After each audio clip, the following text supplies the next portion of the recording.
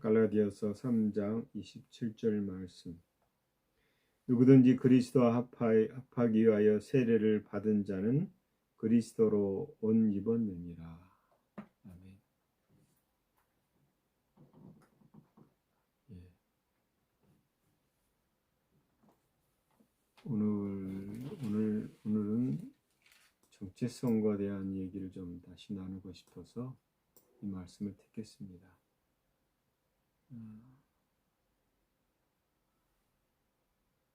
원수인 마귀가 절대로 발견하지 못하기를 바라는 것이 있다면 내가 누구인가일 겁니다. 그래서 오늘은 내가 누구인가, 그리스도 안에서 나를 다시금 발견하는 시간 되기를 바랍니다.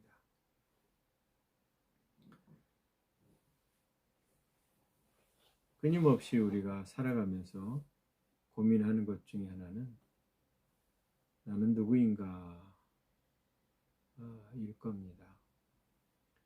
세상이 아니라 하나님이 이 답을 주실 것입니다. 우리가 하나님을 떠나면 우리의 본성은 옛사람 본성으로 살아갑니다. 이스라엘과 이란 그리고 미국이 전쟁하는데 대부분의 사람들은 이스라엘 편을 들지 않습니다.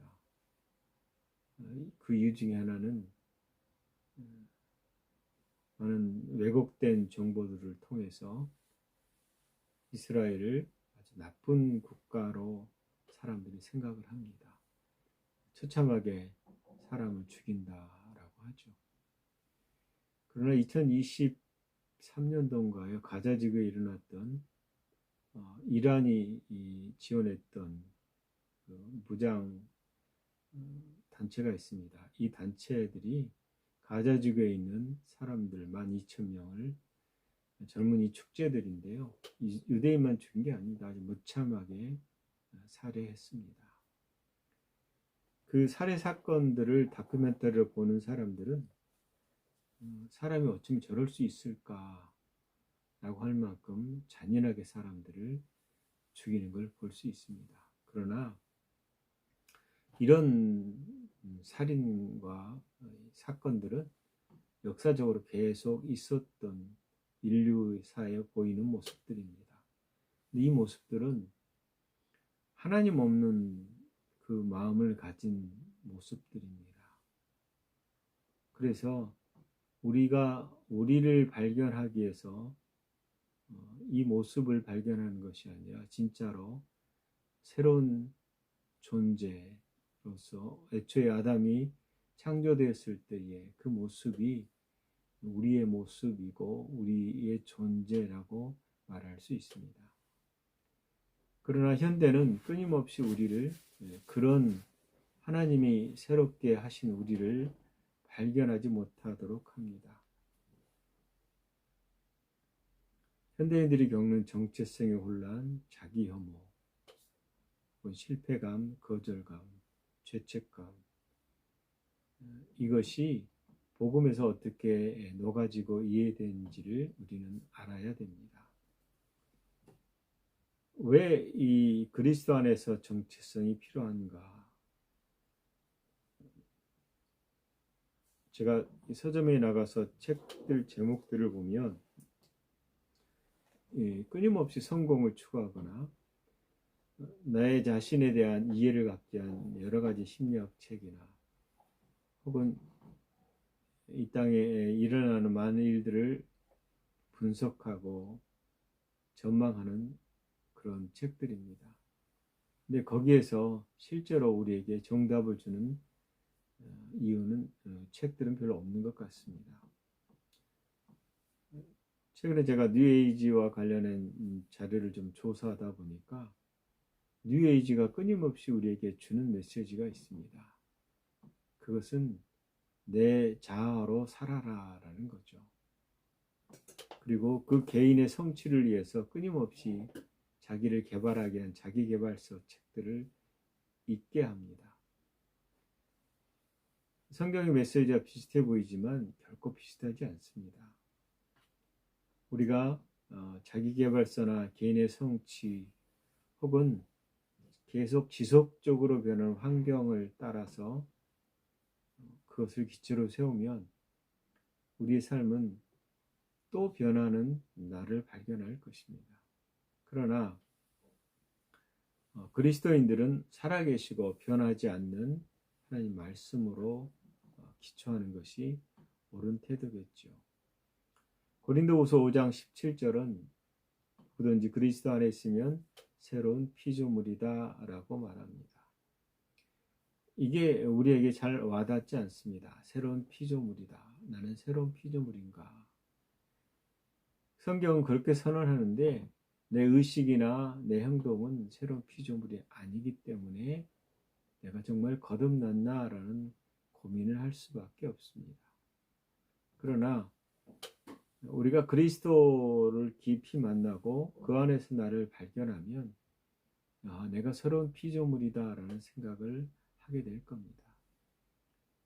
교회를 다니고 오랜 세월 동안 신앙생활을 해도 이 정체성에 대한 온전한 의미를 깨닫지 못하면 우리가 생각할 만큼보다 훨씬 낮은 수준의 신앙생활을 할 수밖에 없습니다. 이것은 믿음의 부족보다도 호세아 선지자가 말했듯이 지식의 부족함이다. 이 지식은 우리가 말하는 어떤 이 세상의 지식을 얘기하는 것은 아닙니다. 정확히 아는 것, 하나님 앞에서 내가 누구인가를 아는 것은 종교가 아니라 예수 그리스도의 안에서 그 확신 가운데 걸어가는 자녀의 권리라고 볼 수 있습니다. 오늘 읽은 말씀은 그리스도와 합하여 세례를 받은 자는 그리스도로 옷 입었다. 그리스도로 옷 입었다 이 말은 여러분 우리가 어떤 옷을 입느냐에 따라서 그 사람을 그것들을 이렇게 보잖아요. 그리스도로 옷 입었다라는 말은 우리를 보는 눈이 우리가 그리스도와 동일시된 삶을 사는 즉 나를 통해서 그리스도를 볼 수 있는 존재로 내가 변화됐다라는 겁니다. 그래서 그리스도 안에서 완전히 새로운 나를 발견해야 되는 것입니다. 오늘은 이 그리스도 안에서 나를 어떤 존재로 바라봐야 될지를 몇 가지 나눠보겠습니다. 우리는 하나님의 자녀라는 것이 첫 번째 우리의 선언입니다. 나는 사랑을 받을 가치가 있는 존재인가? 나는 누군가의 정말 중요한 존재인가? 세상은 보통 조건적인 사랑을 얘기합니다. 성공하면 인정받으며 실패하면 버려진다는 논리죠. 복음은 전혀 다른 선언을 합니다. 요한복음 1장 12절에 영접하는 자, 곧 그 이름을 믿는 자들에게는 하나님의 자녀가 되는 권세를 주셨으니 라고 말했습니다. 중요한 것은 영접하는 자, 즉 자격이 있는 자가 아니다라는 겁니다. 실수하지 않는 사람에게도 실수하지 않는 사람을 얘기하는 것도 아닙니다. 그냥 영접하는 자라고 말합니다. 성도의 신분, 우리의 신분의 성취는 그냥 은혜로 결정되는 겁니다. 자녀다라고 말하는 것은 굉장히 실제적입니다. 여러분, 자녀는 매일 집에서 아버지에게 사랑을 받기 위해서 시험을 치르지 않습니다. 집에 쫓겨날까봐 불안한 삶을 살지도 않습니다. 실수가 있어도 그 관계 자체는 끊어지지 않습니다. 여러분, 너는 부족하다. 너는 사랑받을 가치가 없다. 이런 말을 우리가 들으면 그렇게 자라왔으면 그런 생각을 하게 됩니다. 그래서 그리스도 안에 있는 사람들이 이 생각이 안 바뀌면 고아처럼 살아갈 수밖에 없습니다. 그러나 우리가 말하는 자녀에 대한 개념에서 그것은 하나님 우리를 낳으셨다라는 거고 하나님의 사랑받는 자녀다라는 겁니다. 그래서 우리의 진리는 머리가 아닌 마음으로 깊이 내려와야 됩니다. 나는 하나님의 자녀다. 이 고백을 자주 해야 될 것입니다. 그렇게 할 때에 우리 가운데 성령께서 자녀의 확신을 확실하게 주실 것이고 우리 마음속에 이 진리가 자리를 잡을 것이고 그리고 우리 마음속에 오랫동안 자리 잡았던 거짓 고백들이 무너질 것입니다. 로마서 8장 15절 16절을 보면 너희는 다시 무수하는 종의 영을 받지 아니하고 양자의 영을 받았으므로 우리가 아바 아버지라 부르짖느니라. 아바 아버지라고 부르짖는다라고 말합니다. 누구를요? 하나님. 그래서 자녀라는 것에 대한 온전한 이해와 확신이 있는 사람은 모르는 사람과 전혀 다른 차이의 삶을 살 것입니다.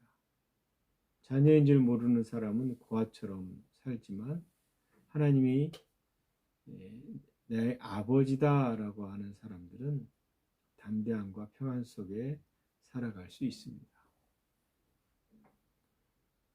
두 번째 우리가 정체성에서는 새로운 피조물이다라는 겁니다.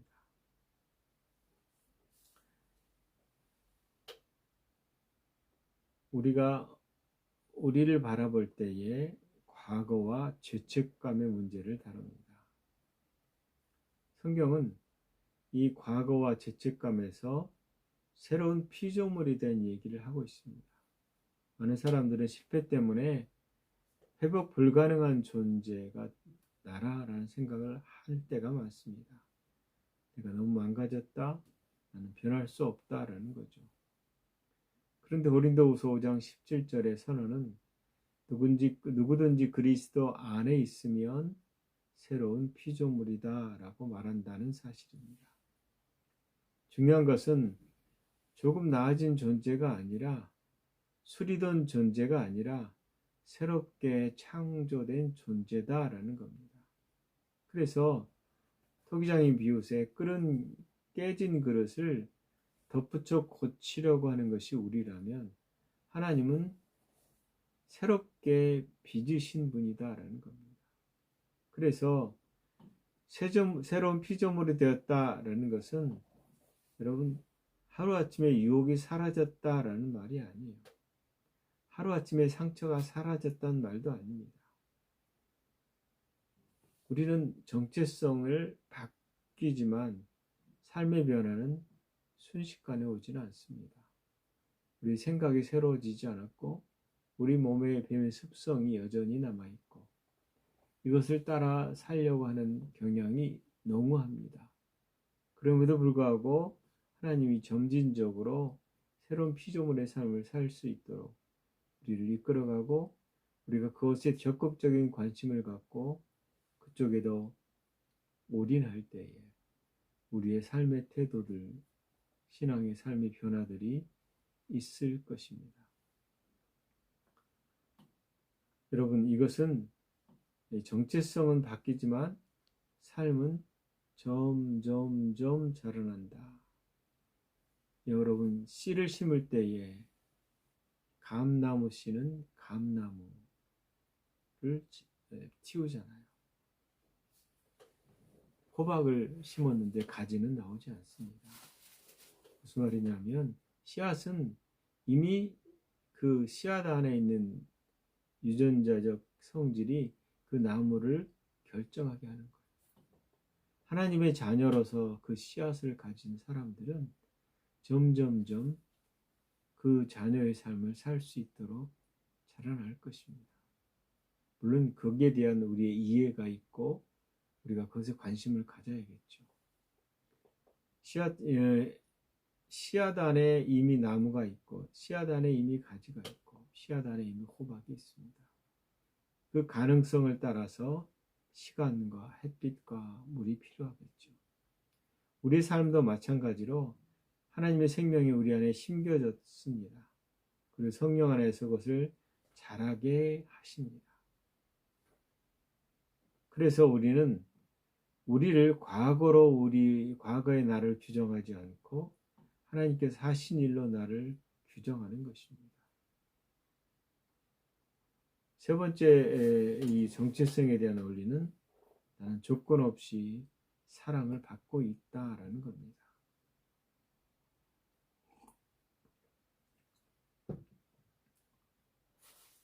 조건적인 사랑에는 상처 입은 인간의 마음을 다룹니다.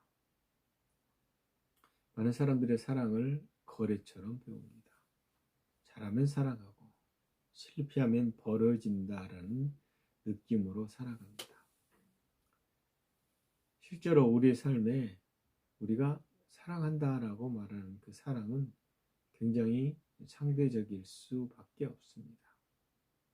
그래서 내가 좋아했던 어느 부분이 사라지면 사랑하지 않는 게 되어버리는 거죠. 그러나 성경은 그렇게 말하지 않습니다. 하나님의 사랑의 방향은 조건적이지 않고 절대적이다라는 거죠. 그래서 로마서 5장 8절에 우리가 아직 죄인 되었을 때 그리스도께서 우리를 위하여 죽으심으로 이렇게 되어 있습니다. 우리가 좋아진 다음에 하나님이 우리를 사랑한 게 아니다라는 겁니다. 우리가 가장 망가졌을 때 먼저 사랑하셨습니다. 그래서 많은 사람들이 하나님의 사랑을 온도계처럼 생각합니다. 기도를 많이 하면 사랑이 올라가고 실패하면 사랑이 줄어든다. 근데 예레미야 31장 3절은 우리의 행위가 하나님의 사랑의 어떠함을 가져오는 것이 아니라 하나님의 사랑에 대해서 방금 예레미야 31장 3절에 내가 영원한 사랑으로 너를 사랑하였다. 영원한 사랑, 절대적인 사랑이죠. 어떤 조건적인 것을 따라서 너를 사랑한 것이 아니라 영원한 사랑으로 사랑을 했다라는 겁니다. 그래서 하나님의 사랑은 성도의 기분이나 성과에 따라서 흔들리지 않는다라는 겁니다. 그래서 이 사랑을 여러분 잘 깨닫기 바랍니다. 가룟 유다가 예수님을 팔려고 할 때에 예수님은 그 사실을 알았습니다. 그래서 너희 할 일을 하라라고 말했고 가룟 유다가 예수님 품을 떠나서 밖으로 나갈 때 성경 구절을 잘 보십시오. 끝까지 사랑하셨다라고 말합니다. 그래서 여러분 하나님을 사랑하면 우리의 기도가 분명히 바뀌어야 되는 것입니다. 네 번째는 우리가 정죄에서 자유한 존재다라는 겁니다. 죄책감과 자기정죄가 우리 가운데 늘 있습니다. 그런데 로마서 8장 1절은 아주 단호하게 그리스도 안에 있는 자에게는 결코 정죄함이 없다라고 선언합니다.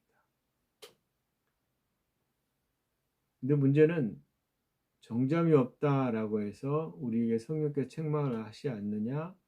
책망을 하십니다. 이건 정죄가 아니에요. 깨닫게 하시고 생각나게 하시고 그걸 통해서 하나님 앞에 회개하게 한다는 거죠. 그러나 사단은 우리를 끊임없이 정죄합니다. 실패자야. 하나님 너를 포기했어. 너 같은 애를 사랑하시겠어. 그런데 성령은 그렇게 책망하지 않아요. 정죄하지 않아요. 이런 부분이 잘못된 걸 알지만 다시 돌아오라 라고 끊임없이 기다리시는 메시지를 하십니다. 그래서 회복은 있는 것입니다. 성령께서 우리를 하나님께 더 가까이 가도록 정결하게 하시고 깨닫게 하신다라는 거죠. 하나님이 어떤 잘못을 기록해두고 보관해뒀다가 오자마자 만나자마자 그걸 보여주고 이놈아 이렇게 죄진데 왜 이렇게 살아? 라고 말씀하지 않는다라는 거죠. 기다리시고 오래 참으십니다.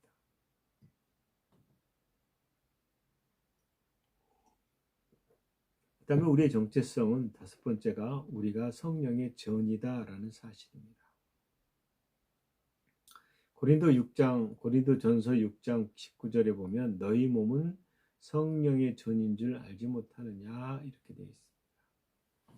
성령의 전, 성령이 거하시는 거룩한 것이다. 우리 몸 안에 물론 몸에 거하지는 않으십니다. 영으로서 우리 몸 안에 있지만 우리는 성령께서 거하시는 거룩한 성전이다라는 사실입니다. 그래서 물론 하나님의 임재가 이방에도 가득할 수 있습니다. 우리의 개개인에게도 가득할 수 있지만 기본적으로 하나님은 우리를 거룩하게 부르시고 거듭나게 하시고 우리 안에 성전을 두십니다. 성령께서 함께 하시는 것 이런 얘기입니다.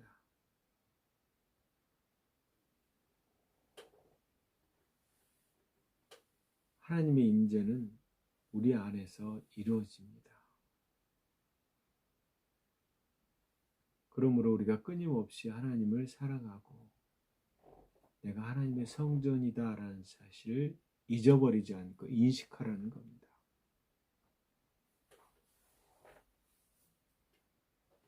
여섯 번째 마지막으로 우리는 넉넉히 이기는 자라는 사실입니다. 정체성에서 나는 실패하거나 패배자가 아니라 넉넉히 이기는 이긴 자라는 것입니다. 세상은 승리를 자기 힘으로 올라서는 것이라고 얘기합니다. 그런데 복음은 이 승리에 대해서 로마서 8장 32절에 37절에 우리를 사랑하시는 이로 말미암아 우리가 넉넉히 이기느니라 이렇게 되어 있습니다. 우리가 넉넉히 이기는데 그 이유가 우리를 사랑하시는 이로 말미암아 사랑하시는 이로 말미암아 이 말이 잘 생각하십시오. 우리의 이김은 우리 스스로에게 있지 않습니다. 넉넉히 이긴다라는 말은 필요를 넘어서 압도적인 완전한 승리를 얘기합니다. 겨우겨우 살아남는 수준이 아니다라는 거죠. 그래서 전투에 들어가기 전에 전보다 영적인 더 풍성한 것을 가지고 있다. 요즘 전쟁은 옛날 전쟁과 많이 다릅니다. 그럼에도 불구하고 전쟁은 기본적으로 승리를 위해서 하는 거죠. 그런데 성경은 이미 승리한 자들이 넉넉히 이길 것을 얘기하고 있습니다. 그래서 여러분 전투에 들어가기 전에 영적으로 더 풍성한 것을 가지고 나오는 승리가 우리다. 이미 패배한 적들 가운데 우리가 서 있다.